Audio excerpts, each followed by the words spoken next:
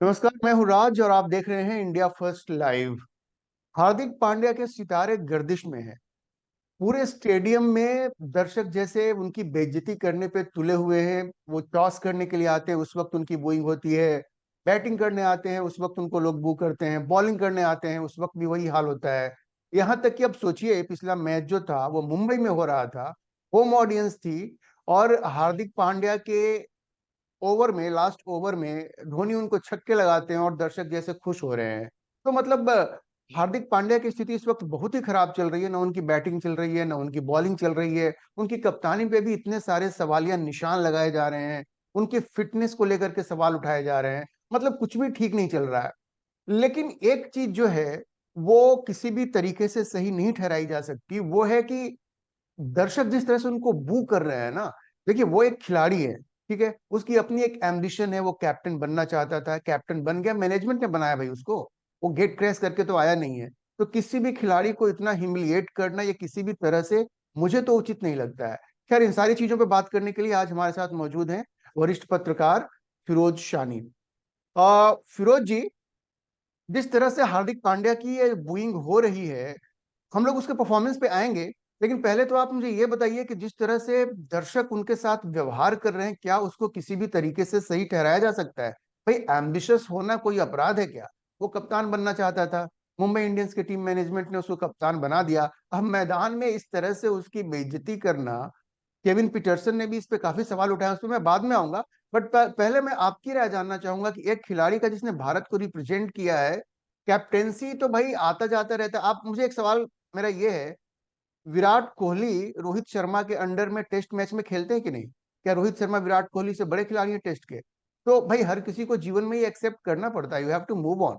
तो लेकिन ये जो दर्शकों का व्यवहार है, इसको आप कैसे देखते हैं? किस तरह से इसको सही ठहराया जा सकता है? नहीं, इसको सही तो नहीं ठहराया जा सकता।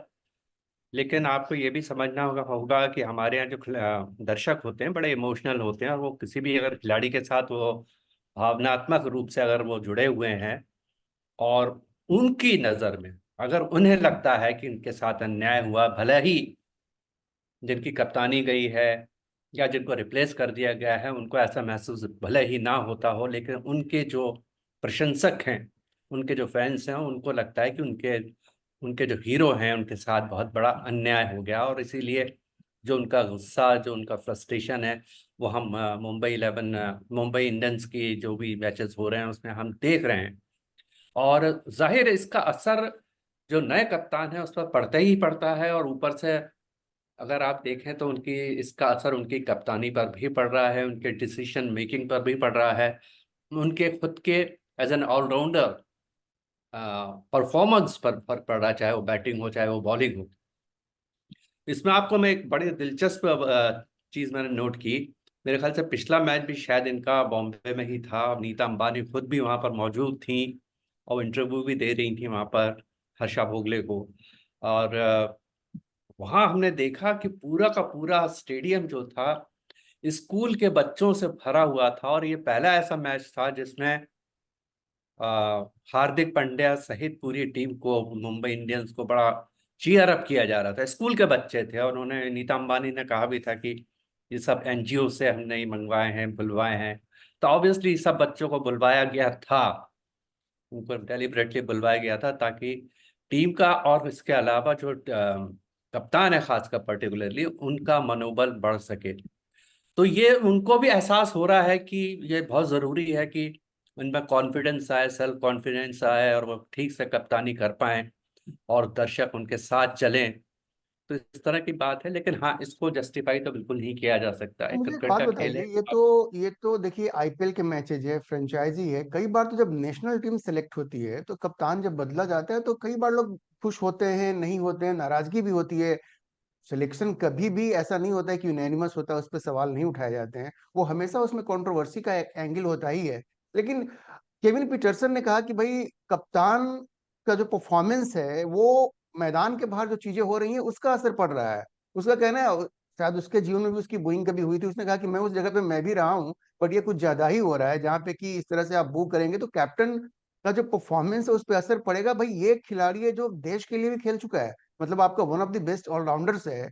और आप सिर्फ उसको इस बात के लिए वोटिंग कर रहे हैं कि उसको कप्तान बना दिया गया मुंबई इंडियंस का। बहुत लोग ये मानते हैं कि जिस तरह से रोहित शर्मा को हटाया गया वो और सही दूसरे तरीके से किया जा सकता था, लेकिन फिर भी ये चीजें लाइक कहते हैं ना क्रॉसिंग द लाइन, वो चीज हो गई है जहां पे कि बाहर के खिलाड़ी भी ये देख रहे हैं। केन पीटरसन जैसे कि उसने स्टेटमेंट दिया, सब लोगों को ये लग रहा है कि ये चीजें कुछ ज्यादा ही हद को पार करने वाली जो बात होती है ना। इस पे मैं आपको बताऊं, एक खबर आई थी कि मुंबई क्रिकेट एसोसिएशन को शायद फ्रेंचाइजी ने ये कहा है कि भाई ये जो दर्शक हैं जो बूइंग कर रहे हैं हार्दिक पांड्या की, उनको उनको पिनलाइज किया जाए, उनके खिलाफ एक्शन लिया जाए। लेकिन बाद में मुंबई क्रिकेट एसोसिएशन ने एक स्टेटमेंट रिलीज किया, बोला कि नहीं ऐसी कोई बात नहीं है, हम लोग कोई एक्शन नहीं लेंगे इस पे और ना कोई ऐसी रिक्वेस्ट आई है। अभी लीपा पोती थी क्या थी, बट मेरा सवाल आपसे ये है कि आपको लगता है कि कुछ एक गाइडलाइन होना चाहिए, एक रेगुलेशन होना चाहिए, और जरूरत पड़ने पे ऐसे जो दर्शक हैं उनके खिलाफ कोई एक्शन भी लेना चाहिए? ये देखिए, दर्शकों को अगर आप कोई किसी की हुटिंग कर रहा है तो हुटिंग करना कोई कोई अपराध नहीं है। तो आप किस बिना पे कि भाई आप हुटिंग नहीं कर सकते, मैं क्यों नहीं कर सकता? अगर जैसे आपने देखा होगा कि किसी ने अगर कैच शब्द कैच छोड़ दिया। व्यवहार में आता है क्या हुटिंग करना एक मैदान में? इस तरह से अपशब्द कहे जा रहे हैं भाई, आपको वो वीडियो आप देखेंगे उसमें उसको अपशब्द कहे जा रहे हैं, तो इसको आप कैसे सही ठहराएं? नहीं, अगर अपशब्द कहे जा रहे हैं तो नेचुरली वो तो हो गया कि हिटिंग बिलो द बेल्ट वाली बात हो गई, तो उस पर एक्शन लिया जा सकता है और दर्शक को उठा के स्टेडियम के बाहर किया जा सकता है। लेकिन जहां तक बूइंग की बात है, हुटिंग की बात है, तो मुझे नहीं लगता कि इस तरह का कोई उन पर एक्शन लिया जा सकता है। आप देखते हैं कि कोई कैच छोड़ देता है और बाउंड्री में फील्ड कर रहा है, तो दर्शकों के बीच से बड़ी आवाजें आती है, अरे गड्ढा है, गड्ढा है, गड्ढा है, इस तरह की आवाजें तो आती चलिए हैं। परफॉर्मेंस और बेस्ड हुआ, यहाँ तो ये टॉस के लिए आता है उसी समय शुरू हो जाता है, वो बाउंड्री पे ये फील्डिंग कर रहा देखिए, है वहां उसको गालियां देने लगते हैं लोग। तो अब ये आप ये देख, यहाँ पर क्या है, आईपीएल जो है इसमें 90% खिलाड़ी तो इंडियन ही है। तो जब कोई मैच होता है तो जो दर्शक हैं वो दो खेमों में बड़े आते हैं। दो खेमों में, एक एक टीम के साथ होता है, एक दूसरी टीम के साथ होता है। और दोनों ही चाहते हैं कि उनकी टीम जीते। और दोनों ही टीम के जो सपोर्टर्स हैं उनको जरा सा भी लगता है कि इस पर्टिकुलर आदमी की वजह से हमारी टीम हार रही है, तो वो उसको निशाना बना लेते हैं। क्योंकि वो उसको बहुत ही पर्सनल लेते हैं, उनको ऐसा लगता है जैसे मेरी टीम हार गई। अब आप देखिए कि आस पड़ोस में दो लोग बैठे हैं, एक इसको सपोर्ट कर रहा है, एक उसको सपोर्ट कर रहा है, दोनों में हीटेड आर्गुमेंट्स हो जाते हैं। लेकिन यही टीम अगर टीम इंडिया अगर खेल रही है, वहां पर हार्दिक पांड्या है, तो आपको ऐसा नहीं लगेगा कि नहीं तो वहां पर कल किसी की को अगर ओपिनियन। मेरा सवाल ये, कल को अगर रोहित शर्मा की जगह हार्दिक पांड्या को T20 का कप्तान बना दिया जाए, जैसी चर्चा चल भी रही है कि ऐसा हो भी सकता है, तो क्या फिर यही चीज दोहराई जाएगी? तो क्या वर्ल्ड कप में भी हम लोग यही देखेंगे कि हार्दिक पांड्या की हुटिंग होगी इसी तरह से? नहीं, वो तो खैर आपको देखना पड़ेगा कि उस नहीं टाइम बात क्या होता है। रोहित अभी तो मुझे शर्मा पे काफी अभी तो चर्चा। मुझको तो यही डाउट हो रहा है कि क्या अगर हार्दिक पांड्या का यही परफॉर्मेंस रहा तो। वो एक सवाल है, उस पर हम लोग आते हैं। चलिए ये अभी और हम लोग दूसरी बात जो है, इम्पोर्टेंट बात है, क्रिकेट कमेंटेटर हैं और न्यूजीलैंड के इंटरनेशनल क्रिकेटर रह चुके हैं, फास्ट बॉलर हुआ करते थे, सिमन डॉल। उन्होंने एक खेल की एक वेबसाइट में शायद आर्टिकल लिखा है या इंटरव्यू दिया है, मेरा ख्याल से आर्टिकल लिखते हैं उनके लिए वो। और उन्होंने उस पर बड़ी एक सनसनीखेज बात कही। उन्होंने ये कहा है कि हार्दिक पांड्या पूरी तरह से फिट नहीं है। हालांकि पिछले मैच में, जो कल मैच हुआ, जो मुंबई इंडियंस हार गई 20 रन से, उसमें उन्होंने, हार्दिक पांड्या ने 3 ओवर फेंके हैं, 3 ओवर फेंके हैं उन्होंने। और लेकिन इसके पहले अगर आप जाएं तो जब पहला मुंबई इंडियंस का पहला मैच हुआ था, उन्होंने बॉलिंग की शुरुआत ही की थी। उसके बाद दूसरे मैच में सिर्फ एक ही ओवर फेंका था, तीसरे में तो एक भी नहीं फेंका। तो इस तरह से देखें तो उनका जो कॉन्फिडेंस लेवल है वो बहुत ही, इस तरह का जो परफॉर्मेंस से क्या होता है कि एक खिलाड़ी का जो कॉन्फिडेंस होता है वो बहुत ही नीचे हो जाता है। और क्रिकेट एक खेल है पूरे का पूरा कॉन्फिडेंस का। आप कितना भी टैलेंटेड हो, कितना भी आपके पास अनुभव हो, लेकिन अगर एक बार आपका कॉन्फिडेंस गिर गया तो उसको फिर दोबारा उठाने में समय लगता है। तो ये हार्दिक पांड्या के लिए बहुत ही बड़ी परीक्षा है। और उस पर हाँ, उनके साथ बड़ा अन्याय फिरोज जी ये हो मेरा गया कि सवाल, वो लगातार मेरा सवाल ये है फिरोज जी, अगर सिलेक्ट नहीं होते हैं फिर ठीक है, अगर वो सिलेक्ट हो जाते हैं और उनको रोहित शर्मा की जगह कप्तान बना दिया जाता है, मान लीजिए, ठीक है, तो ये बात भी लोगों को पसंद नहीं आएगी। तो भारत की टीम जाकर के खेलेगी, वहां भी यही हुटिंग होगी। मान लीजिए कि हार्दिक पांड्या का सिलेक्शन हो जाता है और मान लीजिए कि उनको कप्तान बना दिया जाता है रोहित शर्मा की जगह, तो फिर यही चीजें हमें देखने को मिलेंगी। फिर उस वक्त हम लोग क्या करेंगे कि क्या मैसेज जाएगा बाहर में कि यार ये तो कप्तान के पीछे अपना देशी खड़ा नहीं है, तो क्या लोग क्या कहेंगे, ऑप्टिक्स क्या होगा फिर? मुझे नहीं लगता है कि अगर टीम इंडिया खेल रही हो और इंडियन दर्शक वहां बैठे हों और वो किसी पर्टिकुलर खिलाड़ी को निशाना बना लें, ऐसा बड़ा रेयर। एक ही मुझे घटना याद आती है, एक ही खिलाड़ी बल्कि मैं कहूँ, जिसकी बहुत हूटिंग होती थी जब इंडिया खेलती थी, वो थे रवि शास्त्री। अब रवि शास्त्री का अपना अंदाज है, उनकी अपनी बॉडी लैंग्वेज है, उनका अपना बिहेवियर है, बिंदास किस्म का इंसान रहे हैं वो।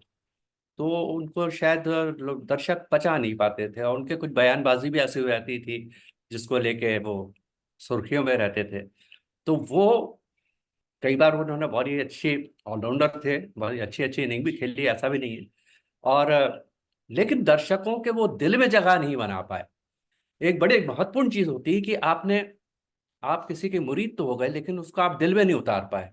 जैसे रोहित शर्मा जो हैं, वो लोगों के दिल में समाये हुए हैं। कैसे, मुझे और समझ ये में नहीं आता, इतना हार्दिक पांड्या दिल के में लिए कैसे बहुत बड़े। खिलाड़ी उतरता है जी।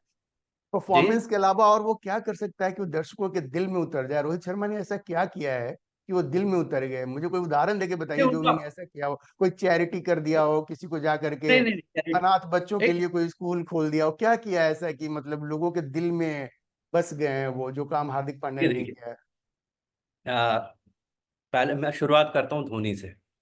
आप धोनी की पूरी बॉडी लैंग्वेज देखिए। आप कभी भी नहीं देखेंगे कि वो गुस्सा हो रहे हैं, हेलमेट फेंक रहे हैं या टोपी फेंक रहे हैं और किसी को गालियां दे रहे हैं। बिल्कुल नहीं। दर्शकों के साथ भी उस बावजूद इसके कि वो विकेट कीपर है, दर्शकों से बहुत दूर है, लेकिन उनकी सीधे जिसको कहते हैं ना कनेक्ट, उनका जो बनता है, उनका अपना behaviour of and on field जो बिहेवियर है, उससे उन्होंने लोगों के दिल में जगह बना लिया। आज देखिए उनकी उम्र 38 हो गई है, लगभग 40 के 42, आसपास हो गए हैं। 42 हो गई है। 42। जी। हाँ, 42 42, 42। सॉरी। 42 साल की उम्र में भी आप उनकी फिटनेस देखिए, गजब की। कल के मैच में उन्होंने 4 बॉल में 20 रन बनाए, बल्कि मेरे ख्याल से तो ये जो 4 बॉलें थी हार्दिक पांड्या की, वही उसी ने मैच डिसाइड कर दिया। तो एक वो होता है कि आपको दिल में उतरना पड़ेगा, लोगों के दिल में आप उनकी। चलिए, चलिए, अब आप जो ऐसी बात करें, मुझे तो लगता है कि एक खिलाड़ी अपना परफॉर्मेंस ही दे सकता है, हाँ, किसी के साथ मिसबिहेव ना करे। हार्दिक पांड्या ने किसी के साथ मिसबिहेव भी नहीं किया। इस बात पे मैं भी एग्री करता हूँ, जिस तरह से रोहित शर्मा को हटाया गया वो सही नहीं था, उसको और अच्छे तरीके से किया जा सकता था। खैर, हम लोग इस चीज को यहीं पे छोड़ते हैं, आगे बढ़ते हैं, हार्दिक पांड्या के परफॉर्मेंस पे अब बात करते हैं, जिसपे काफी उनकी आलोचना हो रही है। उनकी बैटिंग, बॉलिंग और कैप्टेंसी पे भी काफी सवाल उठाए गए हैं। ब्रायन लारा ने भी ये कहा है कि यार स्पिनर को क्यों नहीं बॉलिंग में मौका दिया जा रहा था, कोई स्पिनर भी ट्राई करना चाहिए था। तो ओवरऑल इनका जो परफॉर्मेंस और फिटनेस को लेके भी, जैसा कि आपने कहा, वो सवाल उठ रहे हैं। तो ये Hardik Pandya as a player IPL में जैसा खेल रहे हैं, आपको क्या लग रहा है कि ये T20 वर्ल्ड कप में इनका सिलेक्शन परफॉर्मेंस के बेस पे और फिटनेस के बेस पे क्या होगा? और अगर नहीं होगा तो इनको कौन रिप्लेस कर सकता है? सोशल मीडिया पे मैं देख रहा हूँ ये शिवम दुबे की काफी चर्चा हो रही है कि शिवम दुबे रिप्लेस कर सकते हैं हार्दिक पांड्या को। तो सवाल यह है कि क्या हार्दिक पांड्या को इतनी जल्दी हम लोग ये कंक्लूड कर सकते हैं कि नहीं भाई, ये खिलाड़ी खिलाड़ी not fit for T20 world cup है? और अगर वो फिट नहीं है तो आपकी नजर में भी कौन सा ऐसा ऑलराउंडर है जो उनकी जगह T20 वर्ल्ड कप की टीम में इंडिया को रिप्रेजेंट कर सकता है? देखिए, अभी तो मुंबई इंडियंस ने सिर्फ 6 मैच खेले हैं। हम्म। अभी तो बहुत लंबा सफर बाकी है। मेरे ख्याल से भी और 7 मैच हो गए, 13, शायद 13 मैच सबको खेलना है। तो हाँ, तो अभी तो आप आधा ही सफर आपने तय किया, अभी आधा और करना है। तो इस बीच, इस दौरान क्या हो जाता है क्या नहीं होता, ये उस पर मुनहसर करता है। और अगर रोहित नहीं, आपके हार्दिक पांड्या अगर अपने परफॉर्मेंस में सुधार ले आते हैं, और जिसके लिए वो जाने जाते हैं as a bowler, as a batsman, उससे वो बैट और बॉल से अगर वो परफॉर्म करे आते हैं, भले ही मुंबई इंडियंस फाइनल ना पहुंचे, खिताब की दौड़ से बाहर हो जाए या कुछ भी हो, लेकिन इनका अगर इंडिविजुअल परफॉर्मेंस अच्छा हो जाता है, तो मुझे नहीं लगता कि इनको टीम में जगह नहीं मिलेगी। लेकिन हाँ, अगर इनका इसी तरह का लचर परफॉर्मेंस रहा तो हो सकता है कि इनको जगह ना मिले, और अगर मिल भी जाती है, अगर ये 14 की टीम में या 15 की टीम में इनको रख भी लिया जाता है, तो ये भी हो सकता है कि उनको 11 में जगह ना मिल पाए, क्योंकि आपको बता दूं कि हमारी जो बेंच स्ट्रेंथ है वो बड़ी मजबूत हो गई है। तो हो नहीं, सकता बट है कि इनको ऑलराउंडर के रूप में हमारे पास क्या ऑप्शन है? मजबूत है बेंच, इसमें कोई शक नहीं है, लेकिन अगर हम देखिए, हार्दिक पांड्या एक ऑलराउंडर है, तो ऑलराउंडर का जो स्लॉट है उसमें आप किसको देखते हैं? हार्दिक पांड्या को कौन रिप्लेस कर सकता है T20 में? भाई अभी आपने एक नाम लिया, शिवम दुबे है, बड़ा अच्छा है। और हाँ, भी ये है, सोशल ऐसा मीडिया नहीं। पे, क्योंकि शिवम दुबे को भी ट्राई किया गया है, वो उतने सक्सेसफुल तो रहे नहीं है, अभी उनकी फॉर्म है, अभी एक दो मैच उन्होंने अच्छा खेला है, लेकिन एकदम से अगर आप कंपेयर नहीं कर सकते शिवम दुबे, मुझे नहीं लगता कि वो उसी लीग में जिसमें कि हार्दिक पांड्या है। तो ये एक चर्चा हो रही है सोशल मीडिया पे, एक नाम है शिवम दुबे का। उसके अलावा और कौन ऑलराउंडर है? मुझे तो कोई अभी इस तरह से कोई ऑलराउंडर दिख नहीं रहा है जो कि हार्दिक पांड्या को रिप्लेस कर सके। आपको याद होगा वर्ल्ड कप अभी जो हुआ था, जो फाइनल में इंडिया हार गया, उसमें भी हार्दिक पांड्या की कमी टीम ने महसूस की। ये और बात है कि 10 मैच लगातार जीत के 11वां हार गए। तो हार्दिक पांड्या टीम में बैलेंस भी लाते हैं। अगर ये सारी कंट्रोवर्सी ना हो, जब वो नेशनल गेम खेलते हैं तो इज वेरी यूजफुल। तो उनका रिप्लेसमेंट, क्योंकि उसमें बॉलर तो तो बहुत सारे हैं, बॉलर वर्ल्ड कप बहुत में तो सारे हैं, बैटर बहुत सारे हैं। लेकिन एक ऑलराउंडर के लिए कौन सा उनको कौन रिप्लेस करेगा, ये तो देखना पड़ेगा हमें। अब ये तो सिलेक्शन कमेटी तय करेगी, वो देखेगी, वो लोग क्लोजली पूरा वॉच करते हैं, और खासकर आईपीएल को जरूर देखते हैं। भले ही मेरा खुद का अनुभव है कि जो डोमेस्टिक क्रिकेट होता है उसमें सिलेक्टर से खाना पूर्ति के लिए आ जाते हैं वहां पर, एक आध घंटे बैठे, हाँ हाँ हु और चले गए वो। बाद में पूछ लेते हैं, अच्छा उसने कितना बनाया, उसने कितना बनाया। तो वो पहले वाला जमाना नहीं रहा कि जब 9 बजे आके सिलेक्टर्स वहां पर बैठ जाएंगे, और जब मैच खत्म होगा तब तक वहां पर वो बैठे रहते हैं, नोट्स लेते हैं, सब कुछ करते हैं। वो नहीं होता आजकल। नहीं, अब तो तो आईपीएल में जो अच्छा खेलेगा उसका डेफिनेटली ग्राफ ऊपर जाएगा। और उसको मतलब आईपीएल के बेसिस पे ही ज्यादातर सिलेक्शंस हो रहे हैं, खास करके जो व्हाइट बॉल क्रिकेट है उसमें तो आईपीएल का रोल बड़ा इंपॉर्टेंट हो गया है। और अब इसी में देख करके पिक करना पड़ेगा किसी को, क्योंकि इस बार वर्ल्ड कप भी तो T20 हो रहा है ना, तो मेरे ख्याल से इससे बढ़िया फॉर्मेट तो अब हो नहीं सकता वर्ल्ड कप की टीम को सिलेक्ट मैं कर। मुझे मेरी नज़र में मुझे शार्दुल ठाकुर भी एक ठीक ठाक ऑलराउंडर लगते हैं। शार्दुल ठाकुर भी अच्छे लगते हैं। उनकी बॉलिंग बल्ला इतनी बल्ला इफेक्टिव तो नहीं है, बॉलिंग भी मार इतनी बहुत बुरी। लगती है उनको। क्योंकि देखिए T20 में क्या होता है कि अच्छे अच्छे बॉलर जो होते हैं, कई बार एक ओवर से उनका पूरा का पूरा वो मामला बिगड़ जाता है, एक ओवर से। तो उसमें ओवरऑल आपकी बॉलिंग कैसी है ये देखते हैं आप। एक उम्मीद करते हैं कि जो उनके पास पोटेंशियल है उसी पोटेंशियल से ये बॉलिंग करेगा। और लेकिन दूसरी तरफ आपको ये भी एक डर सा बना रहता है कि अब क्रिकेट में, खासकर आईपीएल में, इतने इनोवेटिव शॉट्स आ गए, इतने इनोवेटिव शॉट्स आए कि आप देखेंगे कि बॉलर ने कोई गलती नहीं की, बड़ी अच्छी बॉल फेंकी थी, सब कुछ ठीक था। अब इससे बेहतर वो क्या कर सकता था? लेकिन उस बॉल पर वो इनोवेटिव शॉट लगा के 6 मार देता है। अब उसमें कोई क्या करेगा? ये गेम ही ऐसा है, इसमें आप कुछ नहीं कर सकते।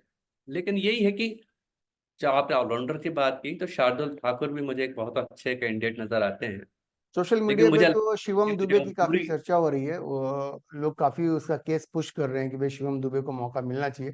खैर, अभी आईपीएल आधा बचा हुआ है, हो सकता है और भी कुछ नए नाम आ जाएं, जिसमें कि, लेकिन हार्दिक पांड्या को, अच्छा, हार्दिक पांड्या की फिटनेस को लेकर के काफी सवाल वो भी खड़ा हो रहा है कि शायद वो पूरी तरह से फिट नहीं है। तो ये प्रोसेस क्या है? अगर वो खिलाड़ी फिट नहीं है तो वो कैसे खेल रहा है? T20 का जो उसका जो प्रोस्पेक्ट है उसको भी वो डैमेज कर रहा है। आईपीएल में बहुत पैसा इन्वॉल्व है, वो तो बात समझ में आती है। तो ये फिटनेस का भी, मतलब आपको क्या लग रहा है कि ओवरऑल हार्दिक पांड्या किस दिशा में जा रहे हैं? अगर फिटनेस उनकी वाकई ठीक नहीं है, परफॉर्मेंस तो हम लोग देख ही रहे हैं कि बिलो पार है, तो ये मान लिया जाए कि हार्दिक पांड्या के चांसेस बहुत कम है T20 वर्ल्ड कप में सिलेक्शन का, उनको ड्रॉप किया जा सकता है? इस महीने के नहीं लास्ट में ऐसा ही ये टीम सेलेक्ट होने जा रही है। नहीं, अब ऐसा मुझे अभी फिलहाल तो मुझे नहीं लगता है कि इतना हैस्टी डिसीजन ले लेंगे। अब कुल मिला के हार्दिक पांड्या एक बड़ा नाम है, उनके पीछे उनका रिकॉर्ड्स हैं।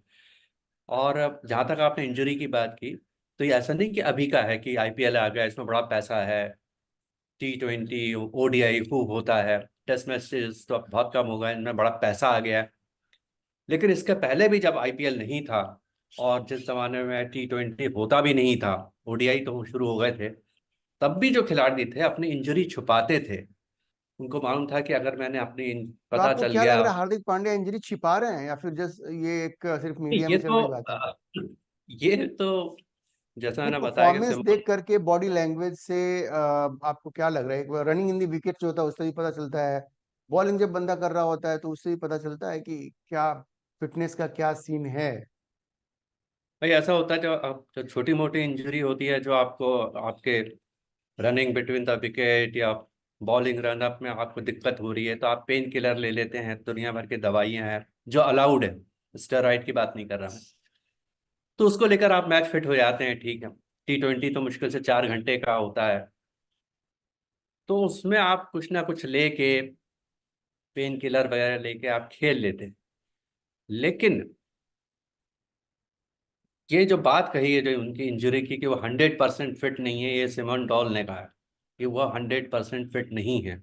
और ये उन्होंने इस बिना पे कहा है जब उन्होंने बॉलिंग बहुत कम की हालांकि पिछले बॉलिंग पे मैच तो में। मुझे ये भी लगता है फिरोज जी की, चूंकि उसकी आलोचना भी बहुत हुई थी कि वो मतलब जसप्रीत बुमराह को नीचे पुश करके और खुद से बॉलिंग की शुरुआत कर रहा है। मुझे तो पहले ये लगा था कि शायद वो उसको लगा हुआ कि यार चलो बॉलिंग ही नहीं करते, इतना क्रिटिसिज्म हो रहा है तो छोड़ दो, मैं बॉलिंग ही नहीं करूंगा। शायद वो, मुझे ऐसा लगा था, क्योंकि ऐसा नहीं हो सकता था कि कोई बॉलिंग की शुरुआत कर रहा है फिर से एकाएक वो बोले कि मैं अब बॉलिंग नहीं करूंगा। तो मुझे लगता है स्टेडियम के बाहर जो कुछ, मतलब मैदान के बाहर जो कुछ हो रहा था उसकी इतनी आलोचना हो रही थी, शायद उसका भी एक रोल रहा होगा कि उसने सोचा होगा कि चलो बॉलिंग ही नहीं करते हैं अगर मेरी इतनी आलोचना हो रही है तो। मुझे तो ये लगा कि ये कारण हो सकता है। नहीं देखिए, उसमें उसने एक गैम्बल खेला कि शुरुआत मैं करता हूँ बॉलिंग की। ये हम पहले मैच की बात कर रहे हैं जिसमें उन्होंने शुरुआत की थी। और जसप्रीत बुमराह को वो बाद में लेकर आए। तो उसका एक जो सबसे बड़ी वजह जो मुझे समझ में आती है वो ये है कि जसप्रीत बुमराह, उसमें तो कोई दो राय नहीं है, आज विश्व के सबसे बेहतरीन फास्ट बॉलर है। तो अगर उनकी पिटाई भी हो जाती है, कुछ रन भी कंसीड कर जाते हैं, तो मेरे पीछे बुमराह खड़ा है जो चीजों को संभाल लेंगे। वो ना सिर्फ रन रोक देते हैं बल्कि एक दो विकेट भी निकाल के ले जाते हैं। ये उनकी अपनी सोच होगी। लेकिन उसके बाद जिस तरह से उनकी हूटिंग हुई, उनको बू किया गया, तो ये भी हो सकता है कि वो गुस्से में आ गए हों और ये तय किया हो कि ठीक है मैं बॉलिंग ही नहीं करूंगा।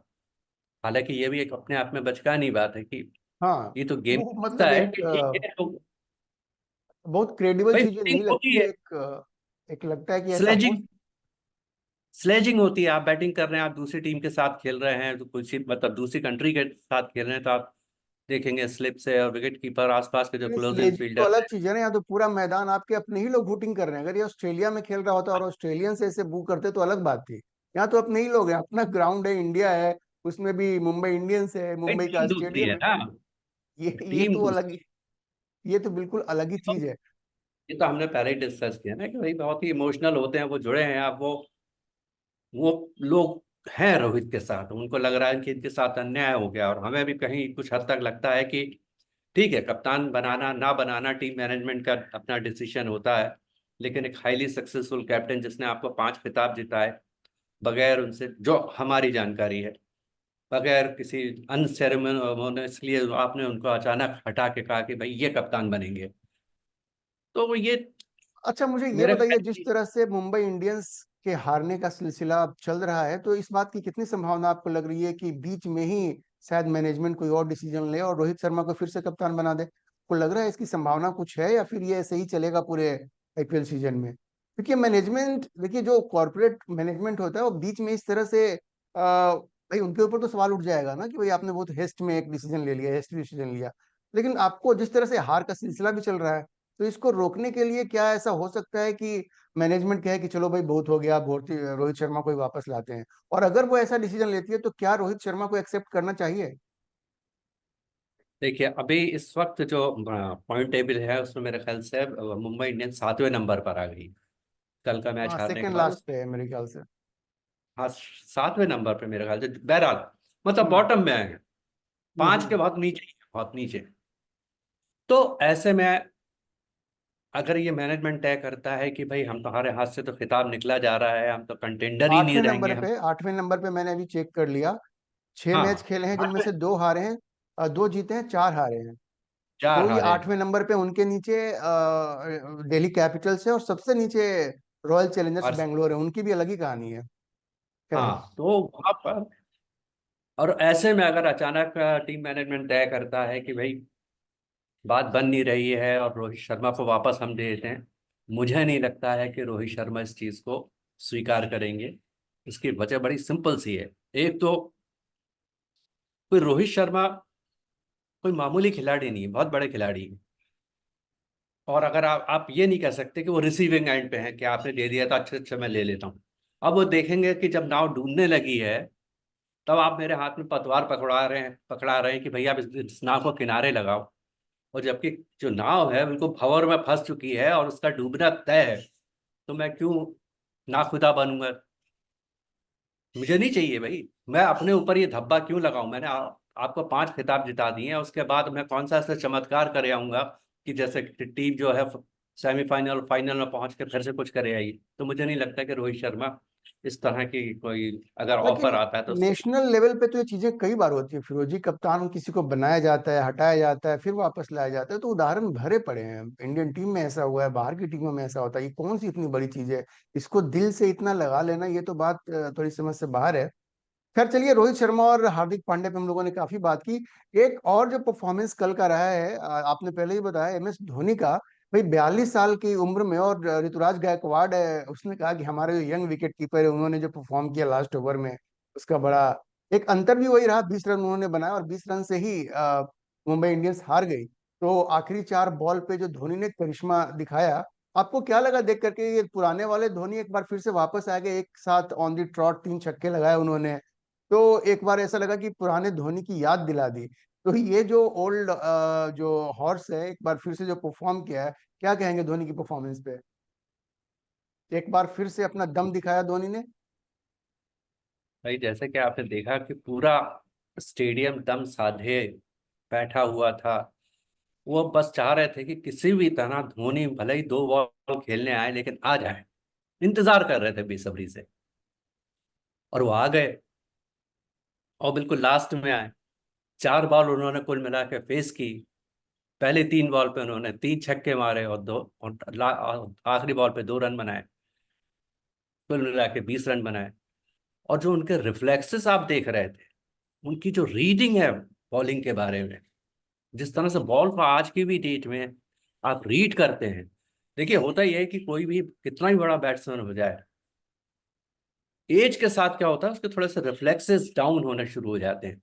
ये हमने बहुत बड़े कई लोगों के साथ देखा, और सबसे बड़ा उदाहरण तो मैं आपको सहवाग का दे सकता हूँ, जो कितने लंबे लंबे शॉट्स मारते थे और उनका पूरा गेम ही होता था रिफ्लेक्सेस का, बॉल आई कांटेक्ट जिसको कहते हैं। और जैसे उनके रिफ्लेक्सेस धीरे पड़ने शुरू हुए, वो फिर उनसे रन बनने मुश्किल होगा। लेकिन आप धोनी को देखिए कि वो 42 साल की उम्र में विकेट के पीछे सबसे टफ होता है। सबसे टफ, सबसे ज्यादा आपको फिटनेस चाहिए आपके विकेट कीपर। आप वहां पर 20 ओवर पीछे खड़े हुए हैं, जिसमें बीच में नो बॉल भी होती है, वाइड भी होती है, तो इतना देर तक आप वहां पर 2 से 2.25 घंटे वहां पर खड़े होते हैं। कितने सेटअप लगते हैं, और आपको बिल्कुल चैन नहीं मिलता, आपको कोई आराम नहीं मिलता। बॉल आई गई, बॉल में रन बन रहे हैं तो आपको अलर्ट रहना है। आप तो इस तरह से, जिस तरह से वो पीछे विकेट कीपिंग कर रहे थे और जिस तरह से बॉल को कलेक्ट कर रहे थे और जो उनके रिफ्लेक्सेस थे, मुझको मैंने नहीं देखा। मैंने अगर 10 साल पहले भी जब धोनी को देखा था, तब भी उनके रिफ्लेक्सेस वैसे ही थे, और उसमें मुझे आज की डेट में भी कोई फर्क नजर नहीं आ रहा। और मुझे बिल्कुल हैरानी नहीं होगी कि कल को, हालांकि ये हाइपोथेटिकल बात है, ऐसा शायद ना ही होगा, मुझे नहीं लगता ऐसा होगा कि T20 की जब घोषणा हो तो बागडोर उठा के सीधे धोनी के हाथ में दे दी हाँ, जाए कि वो भाई तो। एक वर्ल्ड कप आप जिता ही नहीं, दो अब हमारे हमें। पास तो इतना बेंच स्ट्रेंथ है कि वो तो बड़ा रेट्रोग्रेसिव स्टेप हो जाएगा। चलिए, धोनी की परफॉर्मेंस तो है अपनी जगह पे, लेकिन चलिए, ये अगर आपकी है। उनके इंडिया में दिमाग में बहुत अगर सारे। ये आया कि भाई दो खेमे में टीम बटी हुई है, एक तरफ रोहित हैं और एक तरफ आपके हार्दिक पांड्या हैं, और इसको लेके अच्छा, हार्दिक टीम। पांड्या ने एक बड़ी इंपॉर्टेंट बात कही, जब बाद में उनसे पूछा गया, उन्होंने कहा कि देखो, वो जो CSK के स्टंप्स के पीछे जो बंदा खड़ा है ना, वो उनको बता रहा होता है कि क्या करना है, और एक बड़ा मतलब स्ट्रेंथ है उसके लिए। तो मुझे लगा वो प्रशंसा तो थी, कहीं ना कहीं ये कमेंट रोहित शर्मा पे भी तो नहीं था कि देखो वहां एक सीनियर प्लेयर है जो अपनी टीम को पूरी तरह से सपोर्ट कर रहा है जबकि वो कैप्टन नहीं है। तो कहीं ना कहीं आपको लगा, और वो एक तरह से इशारा करो रोहित शर्मा को कि यहाँ पे देखो कुछ और ही चल रहा है। वहां पर भी एक इक्वली सीनियर प्लेयर है जो कि अब कैप्टन नहीं है, लेकिन वो स्टंप के पीछे से पूरी टीम को गाइड कर रहा है। हालांकि रोहित शर्मा का नाम उन्होंने नहीं लिया, बट सीएसके की जीत क्यों हुई उसमें उन्होंने एक फैक्टर बताया कि वहां पे एक बंदा है जो स्टंप्स के पीछे रहता है और वो उनको गाइड करता रहता है। तो आपको लगता है कि ये कहीं ना कहीं ये भी था कि भाई उनको रोहित शर्मा से वैसी सपोर्ट नहीं मिल रही है जैसे कि सीएसके को या ऋतुराज गायकवाड़ को एमएस धोनी से मिल रही है? नहीं, देखिए, इन दोनों के बीच में डिफरेंसेस हैं और इसको लेकर ड्रेसिंग रूम का माहौल अच्छा नहीं है, खराब है। ये इस तरह की खबरें तो हम लोग देख ही रहे हैं कि आती जाती रहती हैं। कितनी सच है कितनी झूठ है हमें नहीं मालूम है, लेकिन इस तरह की खबरें हैं मीडिया में। रही बात कि विकेट के पीछे खड़े होके एडवाइस देते रहना, तो ये हर विकेट कीपर करता है, क्योंकि उसको वो एक ऐसी जगह पर खड़ा हुआ है जहां से उसको साफ साफ पता चलता है कि जो बॉलर है वो कहाँ बॉल फेंक रहा है, ये जो बैट्समैन है कैसा खेल रहा है और कहाँ ये गड़बड़ कर रहा है। तो उसके लिए सबसे बेस्ट होता है कि उसको वो एडवाइस करे कि ये बॉल यहाँ नहीं, इधर फेंको। और जब वो इस तरह की बात करता है कि बॉल को थोड़ा इधर रखो, तो उसी अकॉर्डिंगली वो फील्डर्स को भी बोलेगा कि आप थोड़ा सा पीछे हो जाइए, या दाएं हो जाइए, या बाएं हो जाइए। क्योंकि उसके उसका जो व्यू है वो बाकी जो फील्डर्स है उसकी तुलना में परफेक्ट होता है। बॉलर तो बिजी हो जाता है, बॉलर तो एक बार आपने रन अप पर आया, उसने आया उसने फेंक दिया, लेकिन उसको ये नहीं पता चलता, अनलेस की बहुत ही गंदी बॉल हो तब तो उसको पता चलेगा। अदरवाइज उसने अच्छी बॉल फेंकी और उस पर रन पड़ गए, तो ये विकेट कीपर उसको बताता है कि यार ऐसा नहीं, इसको थोड़ा सा हल्का सा पीछे रखने, इसको 6 मीटर 6 सेंटीमीटर, थोड़ा सा इंच पीछे रख लो बॉल को, थोड़ा सा इधर रखो, थोड़ा बॉल को एयर दे दो अगर स्पिनर है। उस तरह से बात करता है, ठीक है। क्योंकि वो उसको सबसे तो जी सही अब दिखाई अब देता है और ये अब हर वक्त विकेट हमारा कीपर खत्म करता है। हो रहा है।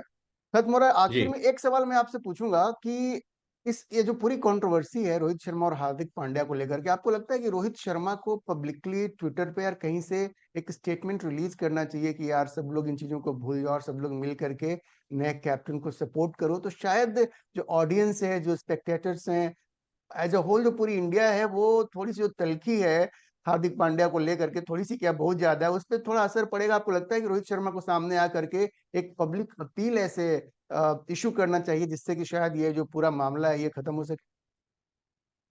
भाई अगर इस तरह की बात करते हैं तो उनके लिए सबसे पहली बात तो ये होगी कि भाई वो स्वीकार कर रहे हैं कि मैं सपोर्ट नहीं कर रहा हूँ टीम को और टीम में गड़बड़ है कहीं। और दूसरी नहीं रही नहीं बात नहीं, दर्शक। अगर ये सपोर्ट ना भी हो, रोहित शर्मा के ये नहीं कहना कहना है कि भाई हमारा नया कैप्टन है, सब लोग मिल करके हम लोग सपोर्ट करें उसको, जो कुछ भी हो रहा है वो ठीक नहीं है, हम सब लोगों को मिल करके सपोर्ट करना चाहिए, इतनी सी बात कहनी है, और कहीं जाना कहाँ है? इसको इस तरह से कोई नहीं देखेगा कि वो भाई दर्शकों से बात कर रहे हैं कि भाई दर्शक हम सपोर्ट कर। भाई हमारा हम दर्शक हैं, हमें ये हमारी मर्जी है, आप कल को कहे कि भाई एक्स वाई जेड इसको तुम सपोर्ट करो, तो भाई हम आपके गुलाम तो ही ना है भाई कि आप इसको कर दो तो मैं कहूंगा शाम कर देंगे। वोट नहीं करना है, गाली फिर तो मत दो, बू तो मत सीधे करो। सीधे चला जाएगा, कोई वोट सीधे थोड़े सीधे देना चला है। जाएगा, वोटिंग ये थोड़े देनी सीधे है कि सीधे। इस पार्टी को वोट करो। ये तो सिंपल अपील है कि भाई आप किसी की बेइज्जती ना करें मैदान में इस तरह से। खेल है, खेल भावना से लें, और हम सब लोगों को खास करके मुंबई के जो लोग हैं उनको अपनी टीम को अपने कैप्टन को सपोर्ट करना चाहिए, इतनी सी तो बात कहनी है। वो उसमें क्या होगा कि इसमें लोग इसमें they will try to read too much into it, और वो उसको उसी रूप में लेंगे कि there is something definitely wrong, now it's confirm कि they are not getting allowed and the atmosphere in the dressing room is not cordial. ये बात। चलिए फिर हम लोग देखते हैं कि क्या होता है। अभी लगभग आधे मैच तो मुंबई इंडियंस की टीम खेल चुकी है और हार्दिक पांड्या का परफॉर्मेंस तो ठीक नहीं है, कप्तानी भी बहुत सारे सवाल उठ रहे हैं। और जब टीम नहीं जीत रही होती है तो हर तरह के सवाल उठेंगे, अगर टीम जीत रही होती तो शायद इतना विवाद नहीं होता। देखते हैं आगे क्या होता है। फिरोजी, आपने हमारे लिए समय निकाला, इतना आपका बहुत बहुत धन्यवाद। हम लोग आगे भी इस पर चर्चा करते रहेंगे। धन्यवाद आपका। धन्यवाद।